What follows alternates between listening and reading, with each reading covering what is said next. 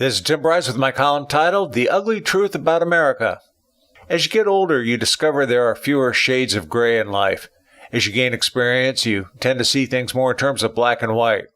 You now possess an appreciation of what works and what doesn't, which is why people ask for your advice. Some would say you become less tolerant of others, but the truth is you've simply been down that road before and don't want to revisit it. From this, you learn the subtle truths of how the world works. The United States is a beautiful concept, the land of opportunity founded as a constitutional republic. I've been fortunate to see many different systems around the world, but I believe we have it better than just about everyone else. However, we are not without faults, ugly truths about who we are and how we operate. It's what makes us tick and provides insight into the American psyche. What follows is what I refer to as the ugly truth of America. Things we all know are true, but don't want to admit. Consequently, we have learned to accept them and adapted our lives accordingly. Number 1, yes, Americans are not really happy with their lives. I tend to believe this is caused by the tension we are under, both financially and politically. Norway is considered the happiest country on the planet. The USA isn't even in the top 10. Currently, we are number 14, having dropped 1 point from 2016. Americans seem to be most happy when they score personal victory, not necessarily as a team.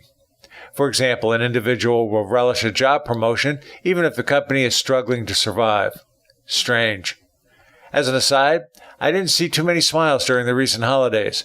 Shoppers all seemed to be resigned to their fate and wore sourpusses on their faces. If you happen to greet someone pleasantly, they typically look at you suspiciously. Number 2, yes, there is a privileged class in America. As much as we would like to believe the law serves everyone equally, this is simply not true.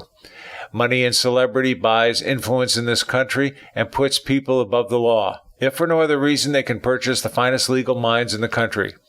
Rarely are such people jailed. This also means America is a politically charged nation where advancement is based not necessarily on performance, but who you know and how you know them.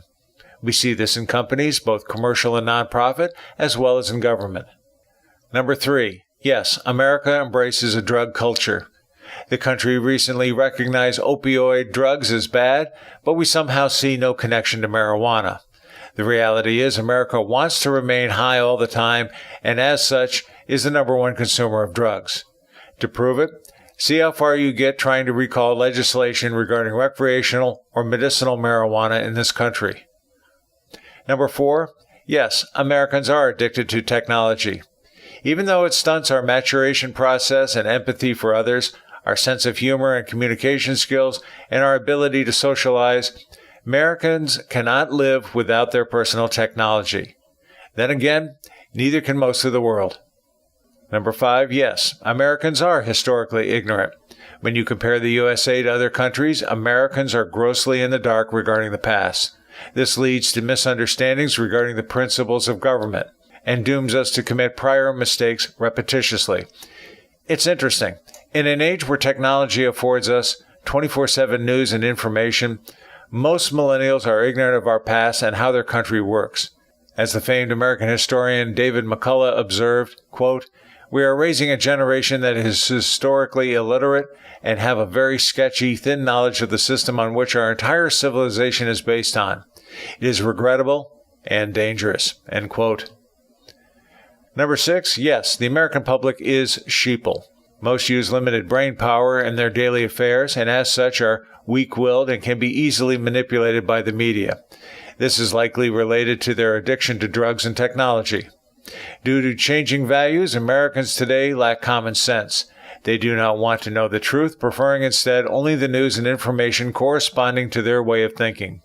This is to be expected as the media is unable to offer the American people factual news, only spin. Number 7, yes, the system is fixed. Donald Trump hit a hot button when he first brought this subject up in the 2016 election. But it is found not just in politics, but in just about everything else. For example, job progression in companies and nonprofits. This explains why there are so many suck-ups in the land. Americans have been taught to lie and cheat at all costs to attain goals. Instead of living in a win-win environment whereby both parties can achieve prosperity together, we now live in an age of win-lose, meaning we can only win at the cost of the other party losing. Number 8, yes, Americans are reactionaries, not proactive planners. We prefer allowing our opponents to knock us down before we're stirred to action. There are many examples to illustrate the point, such as Hurricane Katrina, Pearl Harbor, 9/11, the USS Maine, and so on. This is a severe weakness we possess, something the rest of the world is cognizant of. Number 9, yes, programmers control everything, be it our televisions, automobiles, communication devices, business equipment, etc. But know this, programmers will only do what is best for them, not the end user. What is intuitive to the programmer is not so for the rest of us. Most useful tools are designed by accident, not on purpose. As such, they control the mindware of the public. Number 10, yes, most Americans do not know how to drive. The USA is number 1 in terms of automobile accidents, head and shoulders above everyone else. Because of self-absorption, we are preoccupied doing everything else other than driving cars in an alert manner. For example, people texting and talking on the phone, eating, doing drugs or drinking, applying makeup, and so on. Electric cars will likely cure this over time, another sign we are losing our freedom and independence. Number 11, yes, American morality is in decline, representing a sign of decay to our culture. For example, loyalty is in decline and can be purchased by the highest bidder. Interest in organized religion and patriotism is in decline. We also tend to lack empathy for others and consequently are self-absorbed. Our sense of right and wrong is split along political ideologies, thereby denoting the true division of the country. One thing we are not is a nation of racists. We are a melting pot of people living in a highly competitive society. I cannot think of another country with as many different types of cultures, a true heterogeneous society where each group tries to outperform the others. Some respond positively to competition, others do not. I do not believe we are devoid of racism completely. It is inevitable in a mixed racial society. But there are probably more racists outside of the United States today than there are inside. I find the use of the racist label in America today is more of a diversionary tactic for political purposes as opposed to possessing any true substance. Some will say America is a land where you cannot win. This is simply not true, as the Constitution was deliberately designed to provide the individual with certain unalienable rights, particularly opportunity. Yet there are no guarantees for success. This is the bedrock of capitalism. Some will also accuse me of being a pessimist in my assessment of the United States, but I am not. As Twain would suggest, I am an optimist who hasn't arrived yet. Friends, keep the faith. This is Tim Bryce in Palm Harbor, Florida. Follow me on the internet at timbryce.com.